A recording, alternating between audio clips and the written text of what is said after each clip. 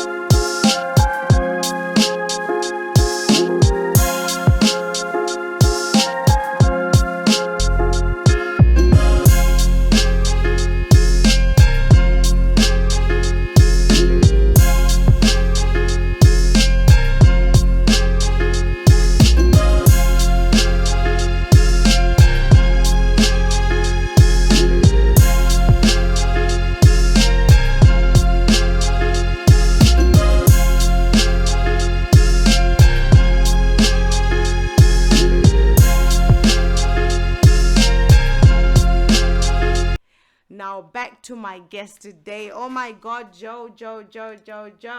How are you? I'm very well, thank you. Are you good? Absolutely. It's a pleasure to be on. Thank you for having me. It's a pleasure to have you because we need some shifting today, Joe. We need some proper shifting of the mindset, that's above and beyond. You know what I mean? That's above and beyond the norm. So, I just want you today to just start by giving a bit of background about who you are, and then, then we move into the shift. Okay, so where to start really? I am 31 years old. I've lived in the UK for the last 16 years. Was born in Zimbabwe.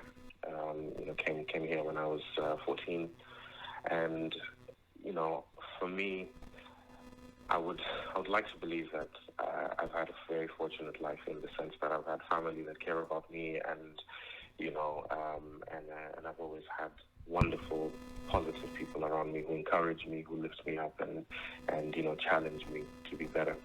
So. Professionally, my background is in recruitment.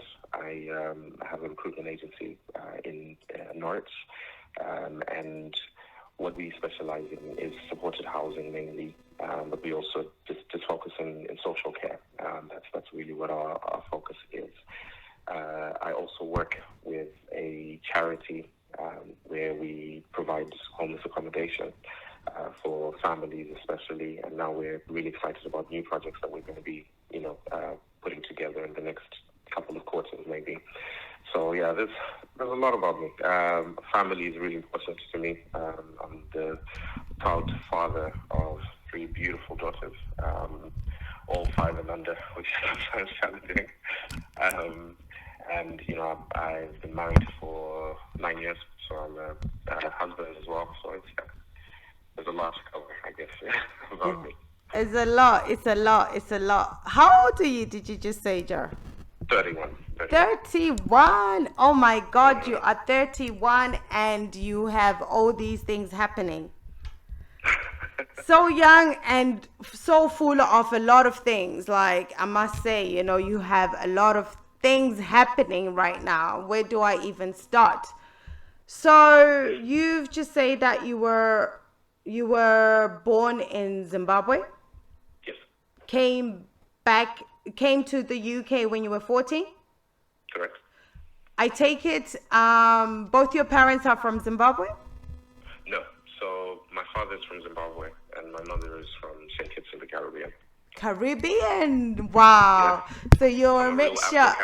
Afro-Caribbean. You are the proper Afro-Caribbean.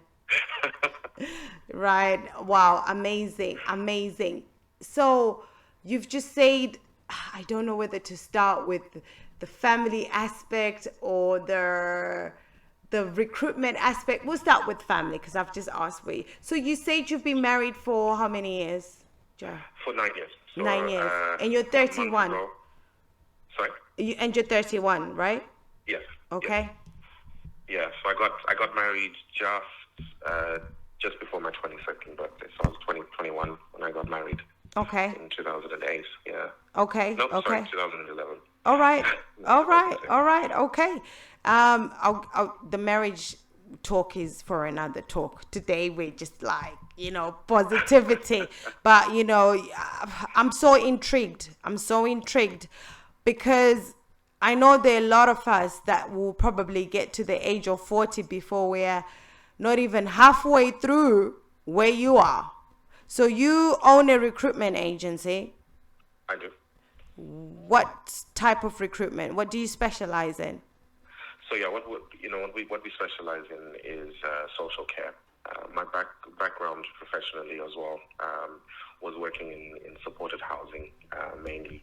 So it was a natural progression to go from actually working as a manager within supported housing to supplying as an agency. So the majority of the working is or sending staff to organizations that support disenfranchised individuals in society within a housing setting. So what that means really is, we provide the housing as the organization provides the housing as well as a support service, which, is supporting areas such as drug and alcohol dependency, with maybe mental health issues in terms of managing your mental health, budgeting, just helping you to become more independent and address the issues that are stopping you from achieving that goal. Right. And now that you're actually there yourself, you've spoken about it and you've told us exactly what you do. I know there are quite a lot of people that actually want to venture into opening supported living or, a recruitment agency. Do you have any top tips about that before I go into more of Joe? Do you have any top tips? Yeah. So I would say, first and foremost, care about what you do. It's not, at least in my opinion, it's not the kind of profession or industry that you would want to do and not actually be passionate about, because the cracks will show a lot sooner. Times where it's really good, it's really exciting, but if you don't really care and you're not passionate about what you're doing, then you may not have the bright future that you'd hope for.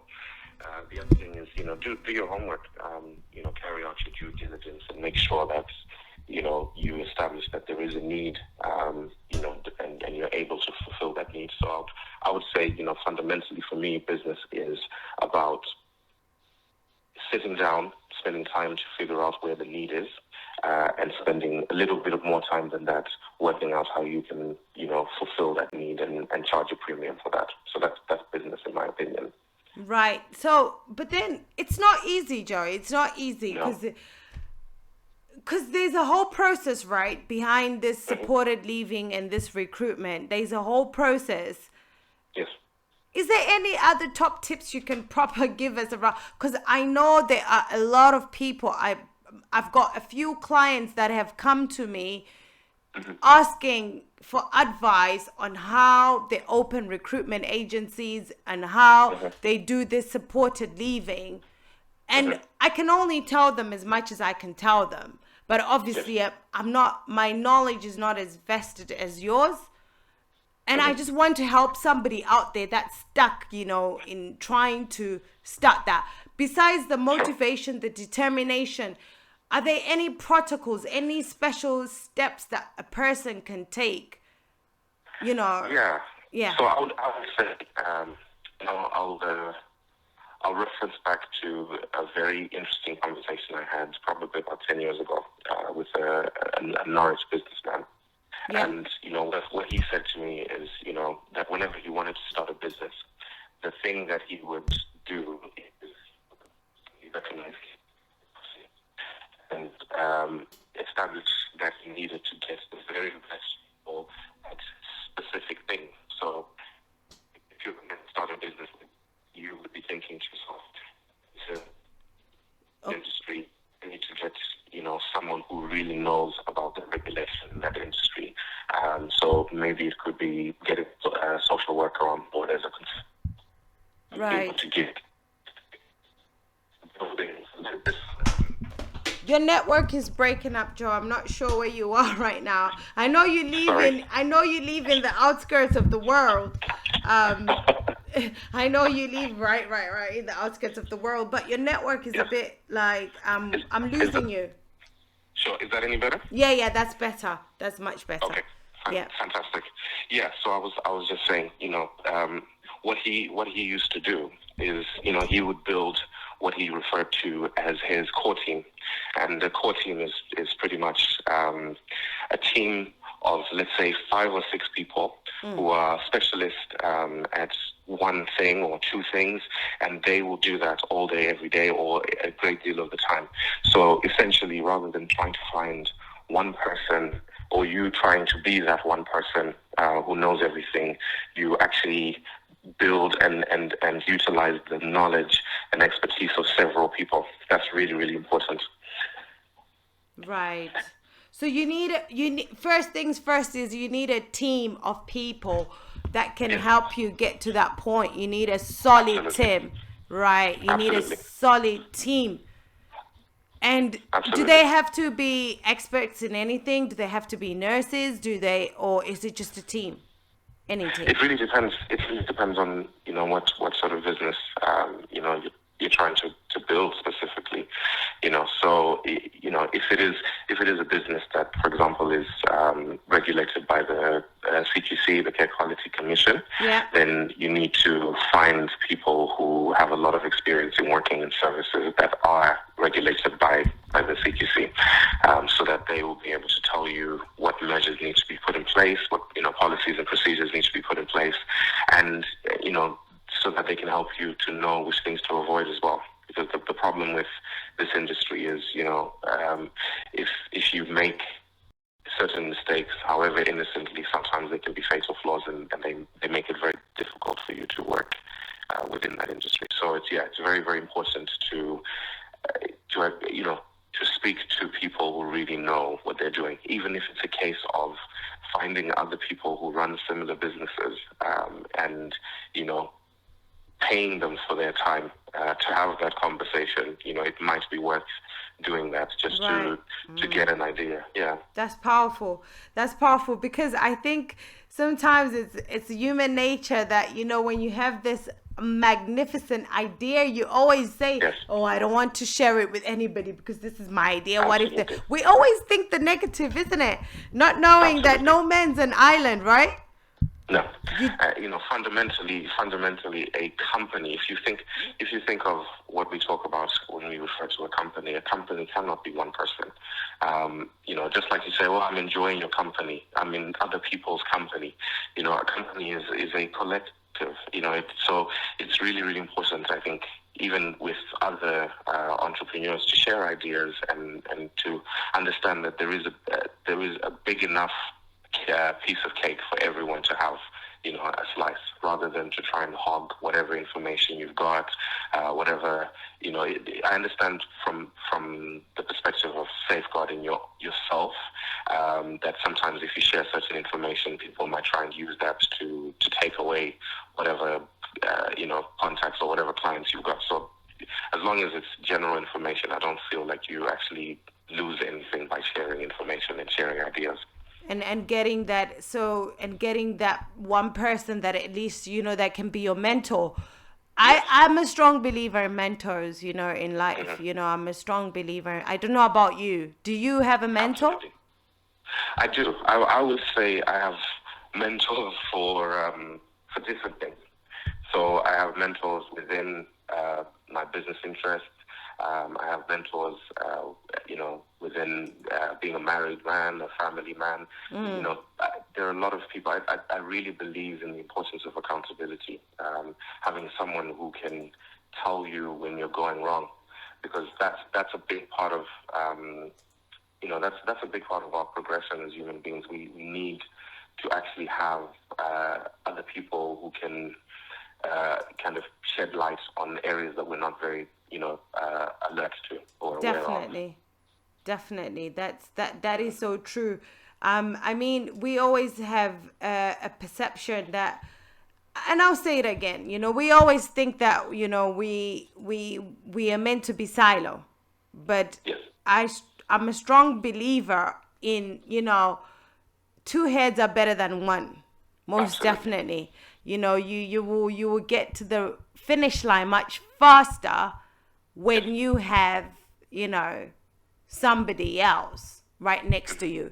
Be it whether they're there financially, whether they're there, morally. However, Yes. you just need somebody, isn't it? Do you think so? Absolutely. Right. Wow. Wow. That's I hope, because I hope there are people that are looking to venture into this recruitment, supported living. I hope you guys have taken more on. I mean, I'll let Joe give his contact details at the end. If you guys want to ask more information, if you're looking to start your own care agency, supported living, whatever it is, I'll ask you, Joe, if you can please help people, please, because I'm not well vested in that.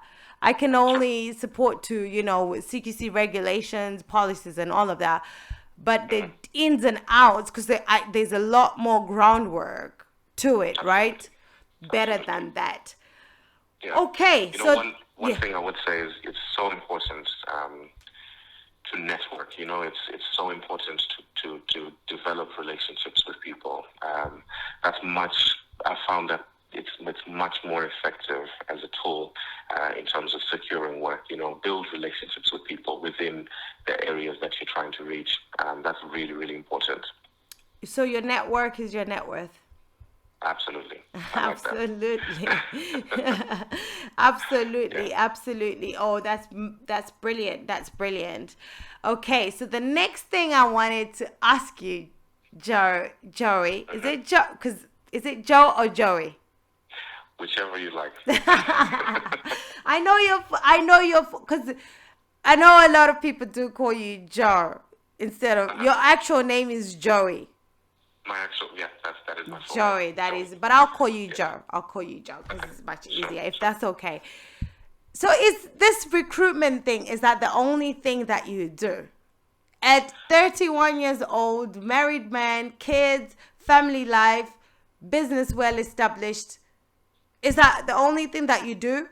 No, it's not. So what I do is apart from the business side in terms of the recruitment, what I do is a lot of work in housing. So over the last couple of years, I've been developing property, and not just developing property, but then finding creative ways to utilize those properties, to generate slightly better yields than the typical kind of rental market would allow. So, I suppose in the last couple of years, I've become a little bit more of a property developer as well.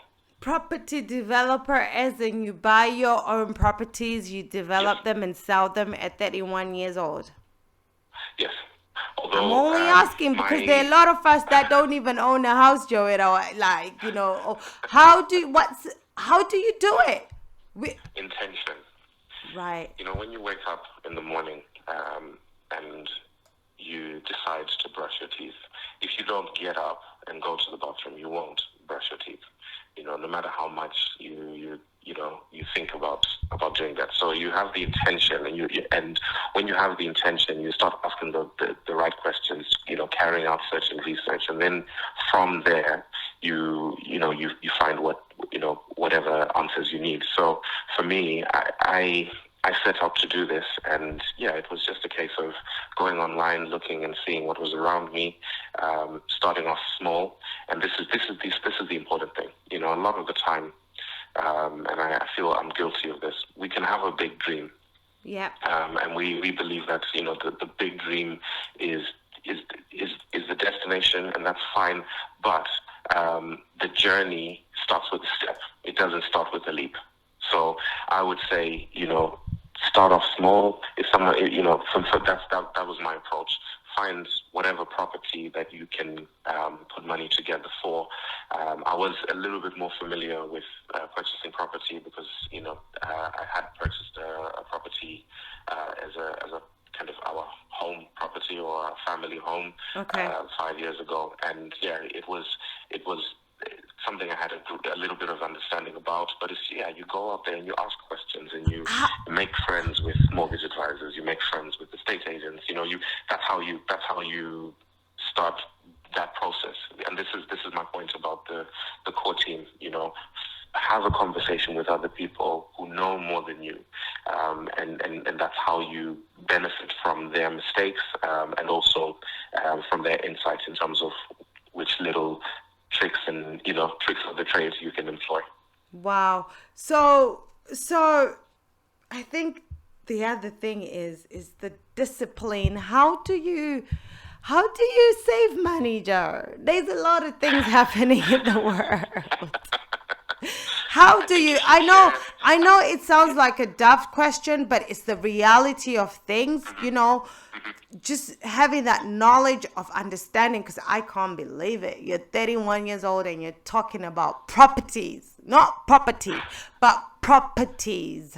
You know what I mean? We got a lot of things to learn today, ladies and gentlemen. How do you save money? How do you do it? Because life happens. Me, I guess I'm quite fortunate in the fact that I am quite a cheap person. I don't really have a desire for, expensive clothes or anything like that. I do naturally like quite a simple life, and I found that as I've gotten older, it's become more so. To the point where I'll think to myself, well, is it necessary for me to have 10 pairs of shoes? Maybe I only need 5 or 4. That's kind of my approach now. For me, I'd say to anyone who wants to save, you need to establish the life that you're living. Okay, so a lot of the time we have an idea of the life that we want to be living, and then we try and make our pocket match that. But actually, you have to adjust your life according to your pockets, not the other way around. You see? So if you're someone who earns £30,000 a year, you can't expect to live in a house that costs £1 million. It's just completely impractical. So you've got to be honest with yourself in terms of where you are, and establish how you can make the sacrifices that are necessary. What needs to go. So is it a very expensive gym membership that needs to go? Is it going out every weekend and spending £100 in a bar? Is it the cost of coffee? It's literally. So you have to find something that you give up in order for you to. Yes. Hey, and I think that's a tough call, Joe. That's a tough call because life is stressful. You know what I mean? Like, absolutely. I know you joined me a few moments later, because I was just the reason why we started like at 1:30 was because obviously I lost a friend this week, and I had only known him for a very short period of time. And, life happens. It's those kind of things that are unexpected that then need you to, try and cope in different ways. Do you know what I mean? Yes. It's so difficult then to have that discipline. You know what I'm saying? To come back and say, I want to get rid of, I want to get rid of the alcohol, or I want to get rid of the shoes. I want to get rid of my handbags. I want to get rid of my eyelashes done. I want to get rid of my hair. Yes. It's a tough call because life still happens, isn't it? It is, so it's just about figuring out how much you want something. Right. Yeah, if someone put a That's gun powerful. to your head and they said, look, how much do you want this? You have to be prepared to go the whole way. There's a phrase, reckless abandon, and I love that phrase because it's throwing caution to the wind in as far as your level of conviction. You are 100% determined to achieve that at any cost. So the cost is the one that puts a lot of people off. Everyone wants to be successful. Everyone wants, to leave an amazing legacy. But it's about the people who are prepared to sacrifice the most. So, when I started my business, for example, for probably 2 years prior to that, I'd say 2 or 3 years prior to that, I had worked no less than 70, 75 hours a week without fail. You were working less than, I'm saying, I get it. Yeah. But So it's when you want something, isn't it? It's when you want something. It's when you want something, sleep doesn't count, right? No. You've got to put the hours in. You've got to put the effort in. And for me, I wouldn't call myself a hard worker. I would call myself a smart worker. So it's not natural to me to be working that amount of time, but it was made possible because of the fact that I had this vision, and I knew that that's what was needed to be done. So working long hours, because I'm guilty of that. Do you think working long hours and all that, weekends, day and night, is that not working smart? Is that a bad thing? It depends on what you're trying to achieve. If world. that is your means to an end, if that's your means to an end, then that's fine. And also if that's something that you enjoy. So for some people, no, it's a temporary, because like you're saying, you had a phase where you temporarily had to work long hours. Yes. So it's a stepping stone, so that I don't have to work long hours in the future, type of thing. Absolutely. Right. Absolutely. Do you do it now, or do you do it for the rest of your life? That's where. There's now when you do it now and then you relax after, that's working smart, right? Yes. Absolutely. Okay. I learned something today. Right. Okay. So there's a lot of discipline. There's a lot of savings. There's a lot of sacrifice. I take it on that road to success. There's a lot of sacrifice. Yes. Wow. Okay. Absolutely. And sacrificing is not an easy thing, No. I mean, to be honest, money sometimes is an easier thing to sacrifice than the relationships that are affected along the way. I wanted to ask that question because you have a family. How do you balance? Because I know people that, when they're on that road to success, they shut out everybody else, right? I'm guilty of it. Sometimes when I'm busy, I just say I just want my space and I put my head down and I'm in my lane. But then I realize at the end of it that, you know what I mean? Is that how it's meant to be done? The balance. I would say, you've got to find that balance, because at the end of the day, if you're working hard, presumably you're working hard so you can make a better life for yourself and for the people that you care about. So you don't want your pursuit of wealth or your pursuit of financial stability to come at the cost of the relationships with the people that you care about the most. So I think it's about being very deliberate even in terms of the time that you spend. So when you spend time with the people that you care about, even if the time in terms of the amount is not as great as it has been before, you need to make sure that you're making the most. So it's about the quality time, because you can spend all day with someone sitting there on your phone, they're on their phone, but you've not really spent any real time together. So I think it's about savoring, cherishing the time, and actually planning in that time with the people that you care about so that you maintain those relationships. Wow. And that's a tough one. It is. Because Absolutely. it's a tough one, because I know, especially in the diaspora, I know Yes. it's not easy, I know sometimes in order for things to balance, you have to work all these long hours, isn't it? You have Yes, to do all these absolutely. double shifts and all of that. Hmm. You do. Uh, You have to put the hours in.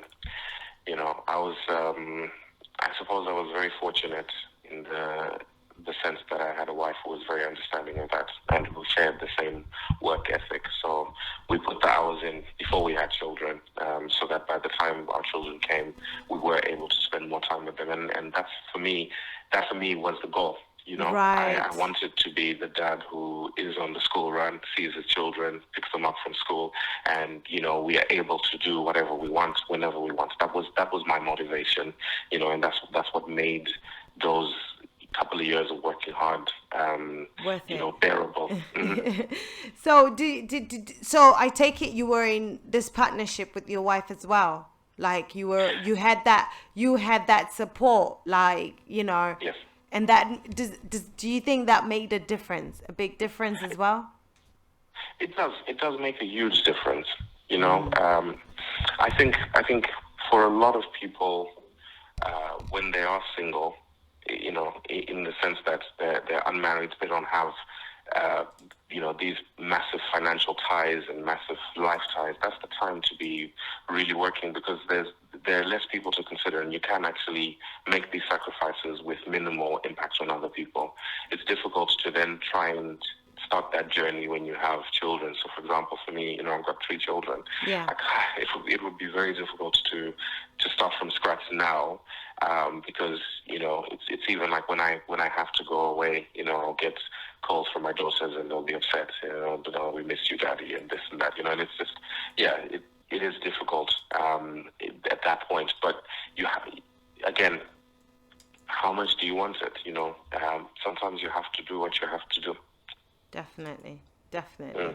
Definitely. That's amazing, Joe. I'm just going to take a quick break and I'm going to dwell Sure. in deep with you, because we're moving into the shift hour where you Absolutely. shift our minds now, because I always say for us to know where we're going, we need to know where we're coming from. I just wanted to know, ladies and gentlemen, boys and girls, I am super proud to have a young man, a young king out there, 31 years old. He's got his own business, his wife, his kids, and properties. He's into properties as well. And I bet that's not those are not the only things that you do, Joe, are they? No. But you're doing really well, and he shared some of his tips. The road wasn't easy for him. There was a lot of sacrifice, and he had a good, solid team behind him, that made sure that he got to that point. But I'm just going to take a quick break, and then we're going to come back and pick it up with Joe. Alright fam, well it's time to engage. Mutsa front and center, enter the stage. Hey, I just want to say thank you. Thank you, thank you, thank you, thank you, thank you, thank you. You are here on Shifting Your Mindset. I'm sending you so much love, so much light, and so much positivity wherever you are. Mutsa. Mind, body and spirit to try synergy. Ask not like Kennedy, feel the energy. Jump. There was a lot. You had a good team. Am I right, Joe? Good team. Absolutely. Determination, Yeah. intention. Write this down, people. Determination, intention, Mm-hmm. and what else? Sacrifice. Sacrifice, just you have to be unrelenting. You have to see this as something that your life depends on. Right. Your life depends on it. Mhm. And because I was having a conversation yesterday with 2 young men yesterday, and I was saying, because we were talking about how a lot of people are drinking a lot and all of this, and I was asking the question, I was like, what's making us drink so much? Why are we in this situation? And they both say depression. And I'm like, what is getting us depressed? Is it because we don't have that intent of life, or we just don't care because we're leaving to die, or why are we trying to leave, or when we're leaving to die type of thing? Yes. So I would say a big part, and this is something I personally have witnessed. A big part of sometimes why we can end up feeling either low or depressed. Clinical depression is difficult to talk about because this is a medical condition. But what I don't know if this is the official term, but what I would refer to as reactive, depression is when a particular event triggers that kind of feeling of being depressed. I think what causes it and what kind of opens the door to it sometimes in life is purpose or a lack of. Because if we don't have purpose in our lives, Yeah. it doesn't give our lives meaning, And there's a really interesting guy. I don't know if you've heard of him. His name is Jordan Peterson, and he's a clinical psychologist. Now he said the meaning to life, what gives life meaning, is responsibility. And it sounds really, really bizarre when someone says, well, what is the meaningful life? And he basically put it down to this, to say, when you adopt responsibility, your life has meaning. You have purpose, and therefore, it ticks the boxes as far as your subconscious in terms of why you're living. Because if you don't understand why you're living, you don't understand why you should be living, do you? No. Hey, Joe. This is the shift. This is the shift in your mindset. That is power. Yeah. You can't live for yourself. This is the point, and everything I do, I'm very grateful because it makes a difference to other people's lives. If it didn't make any difference whatsoever to people's lives, I'm sure, without a doubt, that, I would not enjoy my life as much as I do. It's about other people. Life is about other people. If we all do things for other people, think about it like this. If the whole world adopted this approach where we are focusing on the other person, how different would the world be? The world would be a much better place, The world would be, but then there's a time when I had another caller that called into the show, and they said life is a balance. You have to be neutral. You have to be both good and bad, because that's life. Is that? But then you, on the contrary, you're saying no. The world would be better if we just focus on good. You do. So, I really, it's like when you spoke to me and you asked me for a quote, what my mantra is. Yeah. And that was it for me. Do good for all men and at all times. There will be times where it doesn't feel, and actually I would say, sadly, this is a lot more often in life than we would like, or even like to admit. But, there will be times where it doesn't feel like you want to do good, especially to the people who don't do good to you. It would feel very unjust, to be treating someone in a fair way who's being unjust towards you. So I guess it all comes down to who you are, or who you are endeavoring to be, who you are aiming to be. That's what it will come down to. So how you react to certain situations determines or shows who you are trying to be. Okay. So if you react in a way where you say somebody's done some bad to you, and you take it to heart, and you say, that's it, this person's gonna get it, or karma will get them, or it reflects on who I am as an individual. It does. Wow. It absolutely does. That's checkmate. And that's a lesson I know all too well, unfortunately.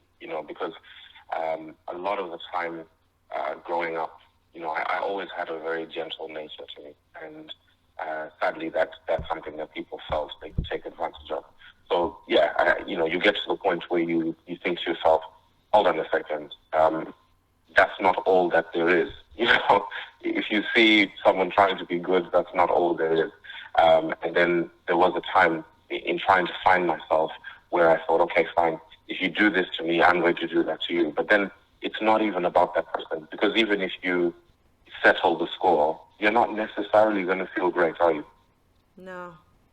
You No, see? you're So not. again, You're just then becoming as bad as that person. Yeah.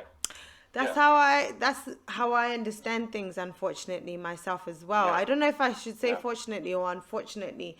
And people always find it very, very strange because, like I was talking about my friend Brian. I didn't know. I've only known him for 2 months. But Yeah. because in my nature, I just felt like I just want to be around him. I just feel it. I just went with it and I just did it. You know what I mean? But some people will be like, they would think twice on embracing somebody. Or some people would not let go of how the past has robbed them or how the past has been unfriendly. You take that on yourself and not knowing you're robbing yourself of so much goodness out there. You know what I mean? Yeah. So much goodness in the world. Yeah. Yeah. And we underestimate it. We absolutely do. I came across a very, very interesting statement last night, actually, on social media. I don't tend to spend a lot of time on social media, if I'm honest. But on this occasion, I was on Facebook, I believe, and the statement went something along these lines. If someone, if you had 86,400 pounds, okay, and someone stole 10 pounds from you out of that 86,400, would you waste the rest of the 86,000 to chase, and get back the 10? The answer in that is obviously no.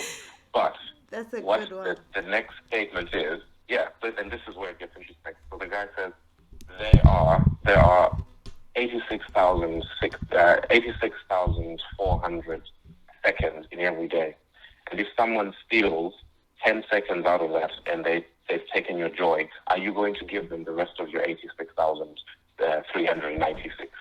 Say, or 390 seconds that are left? And the answer is no. So yeah, you've got all this time. You've got limitless life in the time that you are experiencing it, or you've got the potential to just experience so much life.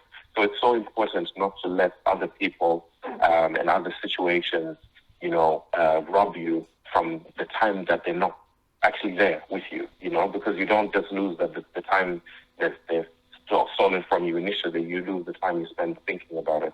And it's something that I appreciate is a lot easier said than done, but that's why you have to constantly be reminding yourself. And this is where also the network comes in. If you are around people who allow you to feel defeated, to walk around, feeling sorry for yourself, then you can't come out of that place. But if you're around people who lift you up, give you every kind of love that's needed, the really kind, let me give you a hug, and the tough love, come on, get up, let's go, right? Then those are the people that you need to surround yourself with. Right. Oh my God, Joe. Well, you just born with so much wisdom. Shout out to your parents, Shout out to your team, whoever they are. I mean, you're so blessed in so many ways. I cannot believe you are teaching, you are shifting me today.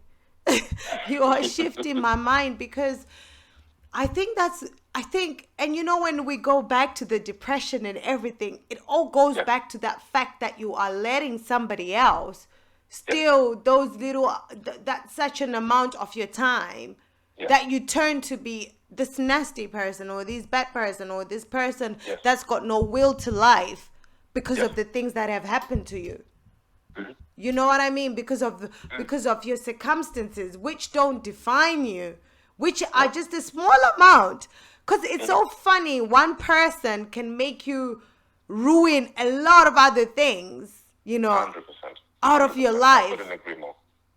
One person can make you resent a million other people in the world, and yet on a fraction they don't count as anything. Yeah, you have to bring it down to this, and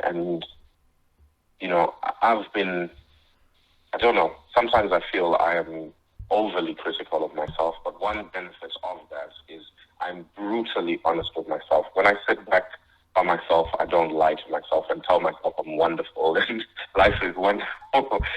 I'm very, very honest with myself in my quiet, those still moments when you're by yourself.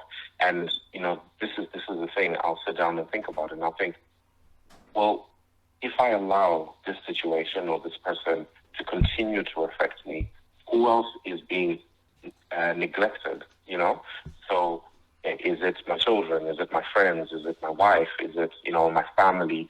Who else is being affected by this situation that I'm allowing to continue to have such importance in my life? There's a statement which goes something like this, what you resist persists, Yeah. and what you embrace magnifies. So, if you continue not thinking about eating cake and you're on a diet, guess what? All you're thinking about is cake, right? But if you embrace a healthy lifestyle, you don't think of cake as much. Yeah. Wow. So what you embrace is what you become, essentially. Yeah. It's what manifests in your life. So if you just embrace negativity, your life becomes negative by default. Yes, absolutely. Imagine this. It's like saying, I don't want to be hungry. I don't want to be hungry. I don't want to be hungry. Right? All you're manifesting in your life is hunger, because that's what you're focusing on. Right? If you focus on saying, I don't want to be full, good. I don't want to be good. I don't want to be good. You see, I want to be full, then forces you to ask another question: how do I become full? And then that leads you on the path where you won't be hungry. So you move away from what you don't want by focusing on what you do want. I remember someone, I think this was my brother, one of my brothers, telling me about how people who work in banks are taught to spot counterfeit money, and how they're taught to spot counterfeit money, according to him, is they are surrounded in a room full of so much money. All they see is money, and they get used to the real thing. They're not shown a lot of counterfeit money, so that what looks natural to them is the real thing. And then when they see something that is not real, it jumps out at them. Right. So if you surround yourself with positivity, if you surround yourself with the right thing, that when negativity comes your way, it then starts to feel foreign and alien to you. That you won't even embrace it. It won't make sense to you. Definitely. Absolutely. Wow. But it's, oh my God. But I'm only overwhelmed by the wisdom, Joe. It's that's why I'm stuttering, because there's so much wisdom in what you are saying. And oh my God, because we as human beings, I don't know what it is, we underestimate that we have very limited time in this world, right? Yes. And if you are on this world and you are alive, it means you are meant to be here, right? And you're meant to understand why you are here, right? And you're meant to live to your, because I think that's a question that a lot of people, if you can't answer that question, it then leads you to go on the other side. Do you know what I mean? If you can't understand, or if you can't acknowledge the fact that you are here and you are alive, it means there's a beautiful purpose. Absolutely. But it's when we find ourselves in situations where we are reminded of our mortality, those are the times that we realize that it's so important to live It's not important to be alive. It's important to live. And to live, is about understanding that all we have is now. We can never say, oh yes, my future will be better and whatever, because the future does not exist in as much as we experience it. So when you get to the future, what do you see? The now. You never see the future. You never experience the future. You only experience the now. So it's important to actually live in the now and to cherish the now, to just have such a desire, such a passion to live in the now, right? Because, the future, when you get there, you just think, oh no, hold on a second. I thought this was the future. I mean, this used to be the future. Us having this conversation right now Definitely. is what we used to call our future. But when we're here, it's now, isn't it? Definitely. I was talking to a young lady this morning, and I was trying to encourage her to let go of her past. I was trying to encourage her to say, look, what's happened in your past has happened in your past. You've got to leave for now, and you've got to let go. And she was finding it really, really difficult. It was really challenging. And I think that's that's one of the other things, that's one of the things that as human beings we tend to let something that's happened in our past determine our future or control us to the point that we miss the purpose, or we miss the point, we miss the opportunities.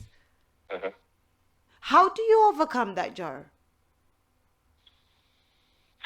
I think by focusing on what's left.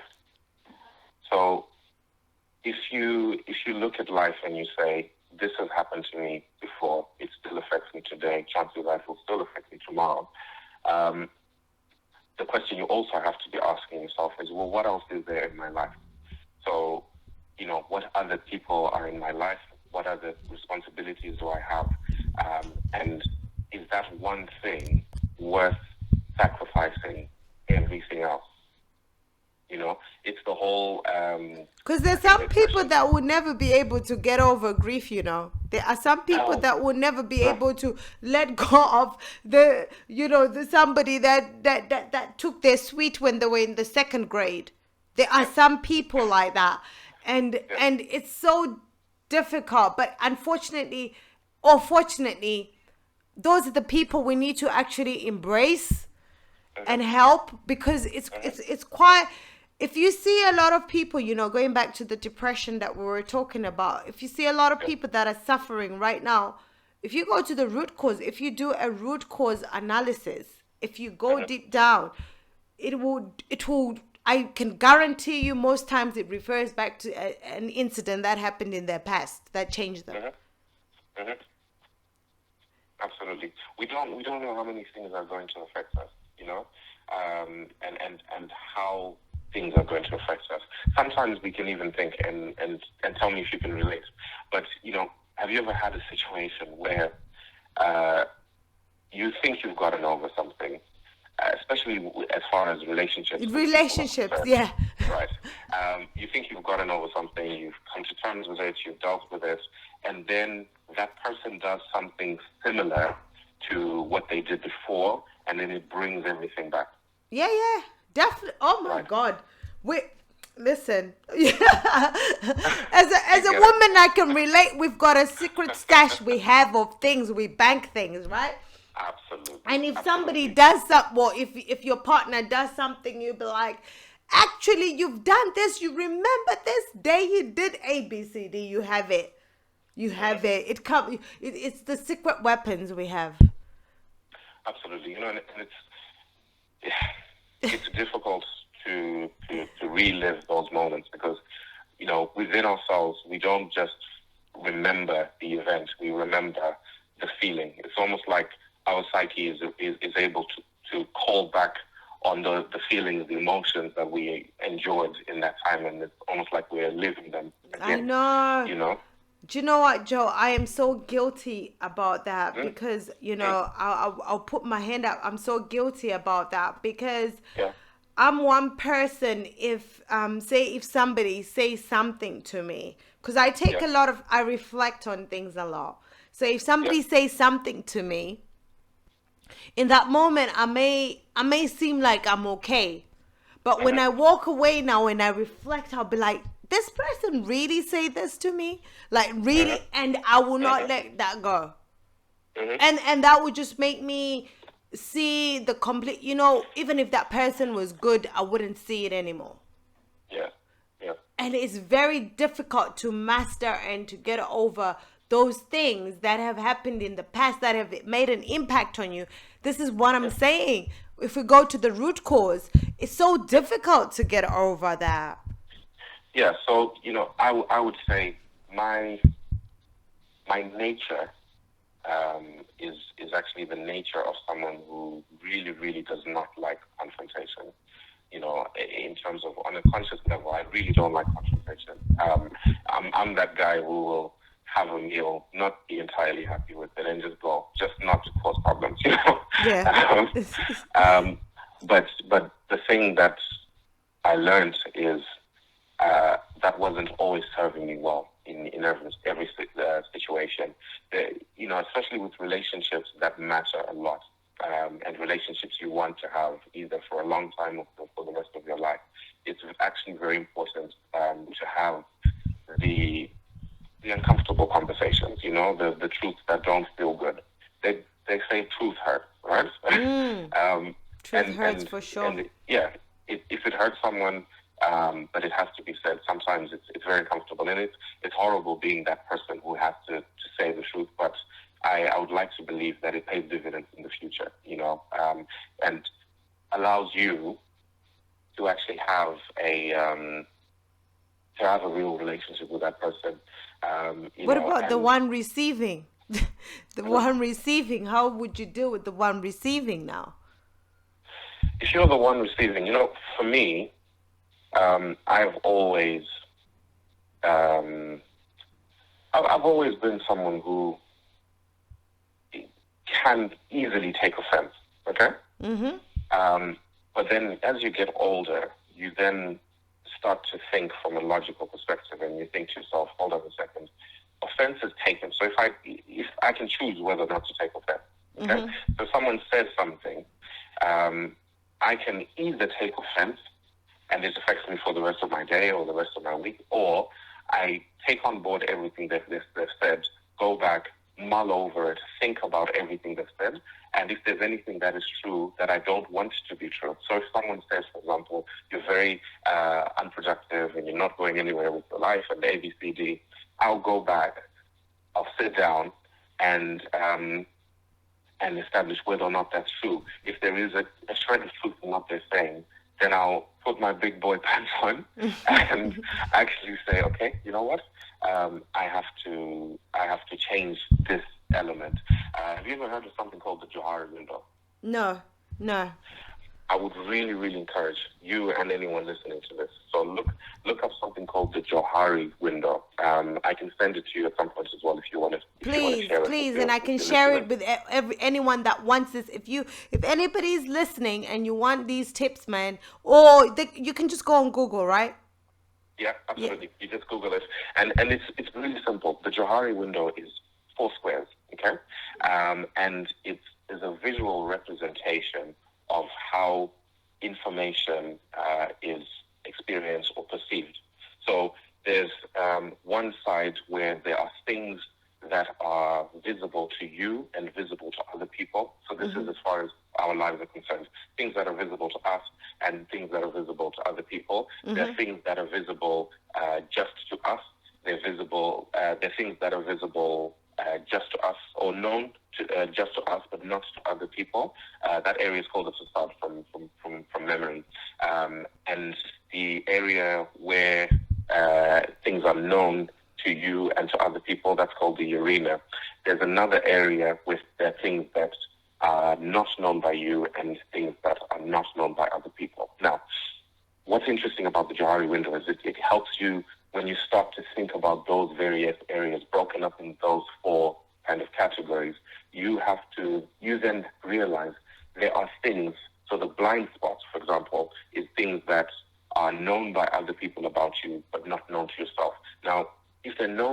other people because they can observe you, and you don't create an environment where people can be honest with you and open with you, you actually miss out on potentially things that can help you to better yourself. Right. You know, and you see what I mean? Yeah, and, I see and what then, you mean. Yeah. Yeah. Known Because area. it's always tough to get that. It's always tough to get that feedback about yourself. How about this for something to kind of come up with? You know, it is more important to be all right than it is to be right. It is more important to be all right. Yep, than it is to be right. Explain that one to me, Joe. Okay, so if you place more importance on your well-being and your personal development, i.e. being all right, than actually always being the person who's right, then what happens is you will go through the process where your ego is going to get bruised several times. And actually, I would encourage anyone and everyone to have conversations with certain people who are very open and honest and will just tell you the truth. You need those people in your life, you know? Wow. Just call them and say, listen, have a real, just a brutally honest conversation with me. Tell me everything you think about me. And take that bruised ego, familiarize yourself with it, and then develop and work on the areas that have been raised that you believe need to be worked on. You know, you've got to be uncomfortable in life in order to progress. It's like going to the gym. I'm a big boxing fan, absolute massive boxing fan. Yeah. And I feel very very honored to have been around some amazing boxers, especially in Norwich. It's a big boxing community. When you see the way these guys train, it hurts. They're constantly in pain. They're constantly getting punched in the face. That's not the fight, But what that means is when they go into the fight, they have this saying in boxing: train hard, fight easy. Train hard, fight easy. Yeah. Yes. Train hard, fight easy. Okay. And really, how we apply that to life is this: in the moments that you are beating on your craft, and in the moments that you are developing yourself, it's got to be uncomfortable. It's got to hurt. But what that means is the outcome, when you are then out there in the world living life becomes that little bit easier. Wow. Yeah. Wow. That is a powerful, powerful, powerful technique. And I'm going to say this again because I'm resonating to a lot of things that you're saying. There's a lot of wisdom. But I always say sometimes it's easier said than done. What is the biggest challenge you have gone through in your life, and how did you overcome that? I think the biggest challenge is accepting your inadequacies and being, because you know what, we care about what people think, but I would imagine that we care more about what we really think. And if we open our minds, and this has been my experience, opening that can of worms where you are 100% honest with yourself, and in terms of what needs to change in your life, the life that you're living. So if you're saying to yourself, look, I'm a functioning alcoholic, for example, I'm so ashamed of it, I want to change, and I have to just accept that about myself. Those kind of conversations, you have to get to that point where you really, really, really look at yourself in a mirror and you're brutally honest about all the good, all the bad, and then you come to terms with that and you just accept that and you say, okay, fine, I want to now work on my weaknesses. I want to now work on the things that are holding me back. That was probably the hardest thing for me, because it's soul destroying.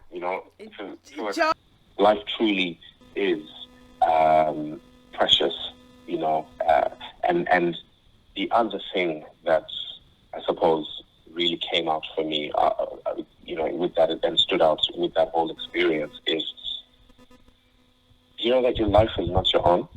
Yeah. And it really how we know that our life is not our own is as pass away, okay, and you Yeah. lose your life, in quotes, who is affected by it? Sorry, can you repeat that again? Sorry. Yeah. So if you lose your life, Yeah. okay, so if you die, it's not you that is affected by your death. Yeah. It's the Definitely. people who will be Yeah. left Definitely. feeling. So that's why I realized at that point, hold on a second, your life really is not your own.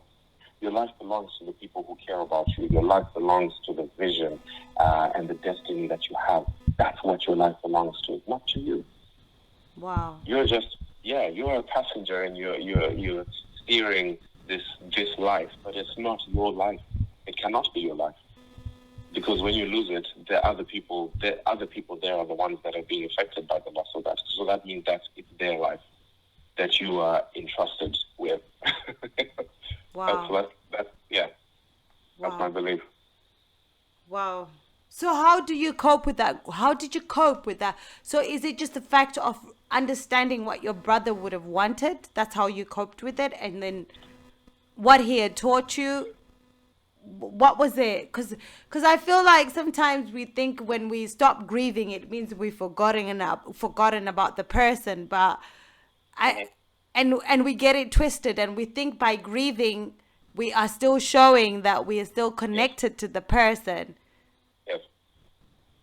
I think it's I think it was that realization that it didn't serve me, especially it didn't produce any good by staying in a state of despair. It became more important at that point to figure out what lessons could be learned. Because lessons can be learned through anything. So Definitely. if I walk down the road at 3:00 in the morning Yeah. and someone slaps me, Yeah. it might be an idea not to walk down that road at 3:00 in the morning again. I know. Yeah. There are lessons in everything. So when we ask the questions, we then start to look and for me it was, what can I learn from this loss? It's a very, very weird question to ask. What do I learn from this? How can I better myself from this? And I suppose what I learned is that that as a family we could survive it, and we could continue to we could either continue living life, thinking that we are all immortal and we're going to live forever, or we could actually understand that it's so important to embrace every single bit of life that you can while you can. That was part of the reason why I was actually very interested in having children earlier in my life. So I had my first daughter at 25, which I suppose nowadays is considered young. But for me, when I look back, I probably would have wanted to have my children not long after getting married at 21. And the reason for that is life. Life is finite in its very essence in terms of this version of life that we call this life, right? And because it's finite, the more that you get to do, the earlier, the better, because it means that, when you look back, and it's the end of your days, you can look back and one thing you don't want to have is despair and regret, in as much as you say, well, I could have lived more, I could have done more, I've just used it to give me a lust for life, just you use that whole experiences like that to just say, look, I want to just experience all that life has to offer. I told my wife at the beginning of last year that I wanted to visit 12 countries in 12 months at the beginning of last year, and I've got to respect her because she supported me in doing that. It was probably not very convenient for her, given that we've got a growing family or a young family, but she supported me in doing that, and it brought out so much happiness, so much fulfillment in my life. I've met so many amazing people. It broadened my horizon, and that's the point where we're saying, live in the now, experience the now, do everything that you will want to look back at your end of days and have as wonderful memories. Make memories constantly. Like right now, we are making memories. We're having a conversation that we can look back in the future and reminisce on it and think that was amazing. We've got to be making memories constantly. Right. Joe, you did it again.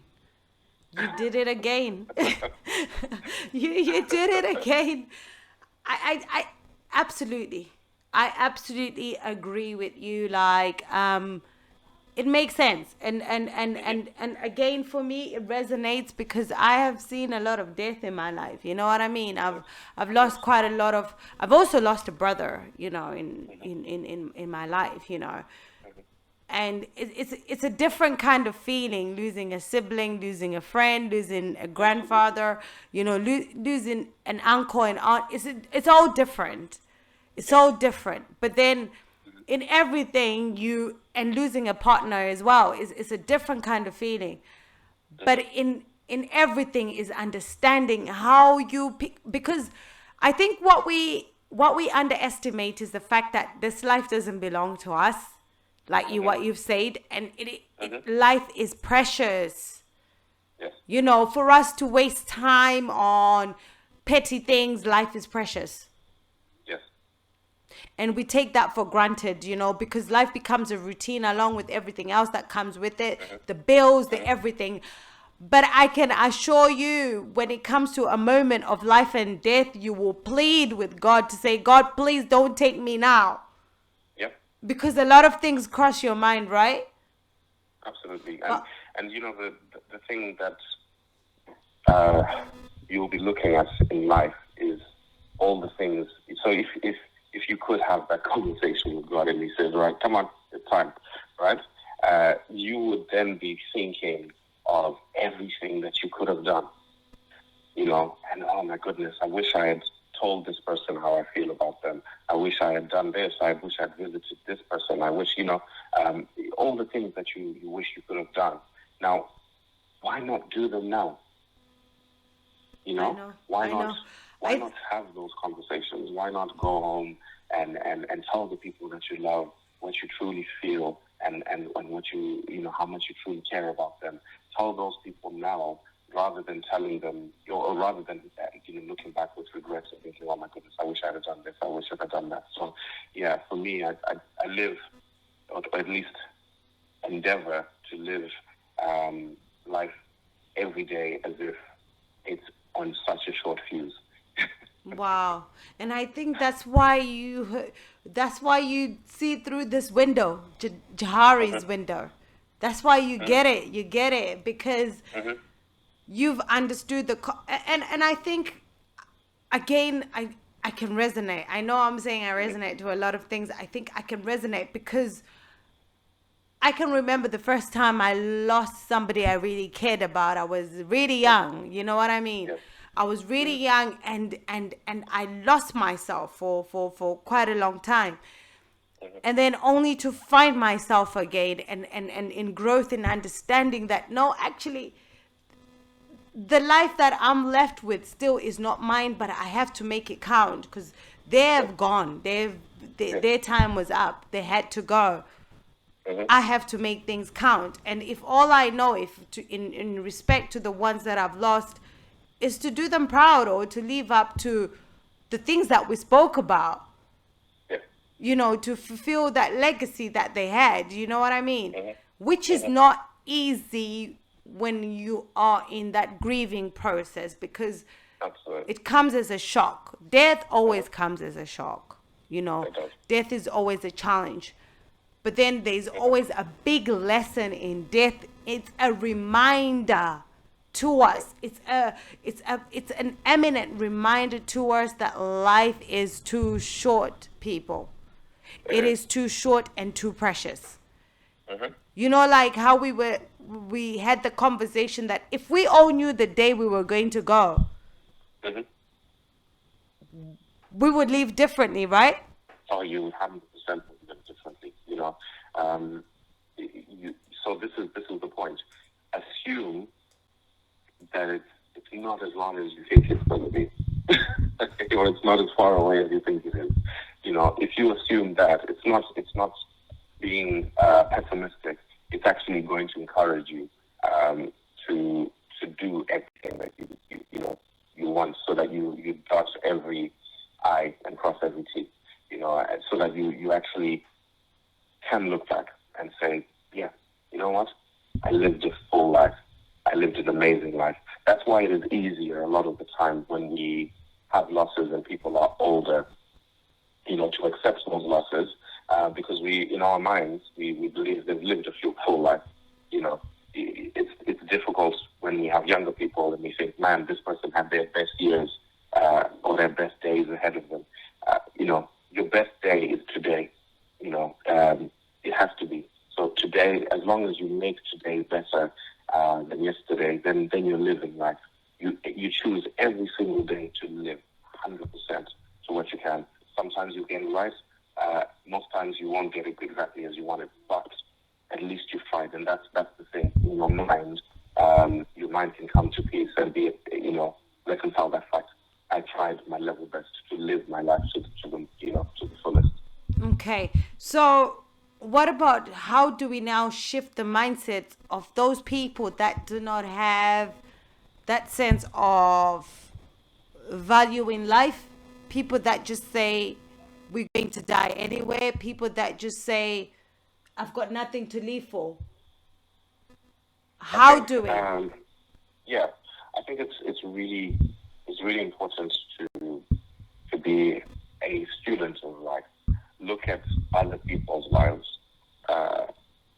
on every level of life. So look at people who have a better life than you. Look at people who have the same life, and look at people who have a worse life. The people who have a worse life will help you to appreciate the life that you do have. To say, okay, do you know what? Maybe I shouldn't feel so sorry for myself, because actually there's a quote. It's something along the lines of, the life that you are looking at right now, someone is actually hoping and praying to live the life that you're despising right now. Wow. And it's bad. Look at other people and think, my goodness, life could be so much worse. And coming from a point of gratitude, gratitude is so important, because it allows us to see that always things could be worse. You know what? Even the person living in the poorest slum, who doesn't know what's going on, who is, disease-ridden, who is this, who is that, that person is better off than someone who has no life at all. So someone who's lost their life. Wow. Correct? Yeah. Yeah. So if we say just life itself as a gift, then we have that ultimate gift. Nothing is more important than life. Yeah. So we have that gift, and we have to be constantly reminding ourselves of the things to be grateful for in life. You know what? I'm grateful that I woke up this morning and I was able to walk myself to wherever I needed to go. I'm grateful that I have people who care about me. I'm grateful that I was able to put food in my belly. I'm grateful that I'm not afraid to step outside of my door, or that someone will kick my door down and cause me harm. Those are all things that we need to be grateful for. They are not small things. And they are not small things. Literally everything got ground down to a halt. I mean, this is the first time in our lifetime where the whole world was affected by any one particular thing, and it's it's humbling, and it's something that should give us, a reason to just take a moment, and just think and say, going forward, how do I want to live my life? Going forward, what kind of world do I want to actually see? Whenever we talk about places, in terms of places being good places to live or places that are bad places to live, it's always about the people, isn't it? So any place can be good or bad based on what people, what culture people, go out of their way to create in that place. So if we all do our little bit, we make that a little bit more bearable, especially now with so many people are lonely, so many people are cut off, from support networks and family, friends, and so many careers are destroyed. And these are the times that we're living in. So we need to have something to live for, and I truly believe living for other people will always give us satisfaction, will always give us a reason to get up in the morning. I'm smiling right now because that's my mantra. Yeah. You, it, and bearing in mind, this is an unfiltered conversation. Joe did not know what questions I was going to ask. I did not know what Joe was going to say, because I like to keep it as real as possible. That is my mantra. You know what I mean? Despite the fact of whether I meet bad people along the way, whether I meet good people along the way, I'm still out there living my life to make somebody's life better. That's who I am. And that's how it is. The sun shines for the good and the bad. It doesn't distinguish. It doesn't distinguish. There you go. So here's the thing. Are you the sun? If you are the sun, you shine. That is your only job, and you stick to your job and you shine. It doesn't matter what someone tries to do, whether they try to put a light over you or to put something over you. They try to dim your shine in any way. You shine. That is all you go out in the world to do, because that is your job. Joe, people would think that we've staged this because I wrote this on my status the other day, that no matter how the world has been unfriendly to you, no matter what karma has given you, no matter how much your path has been dark, shine, because there is magic in that. Absolutely. There is magic in being the sunshine. Trust me.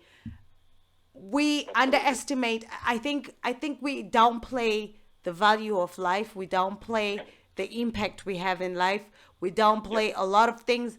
We tend to, what I found about humanity is we want to embrace more the negative, the problems we're having. We like to embrace each other when we're crying than when we're happy. Wow. Now you've blown my mind. I like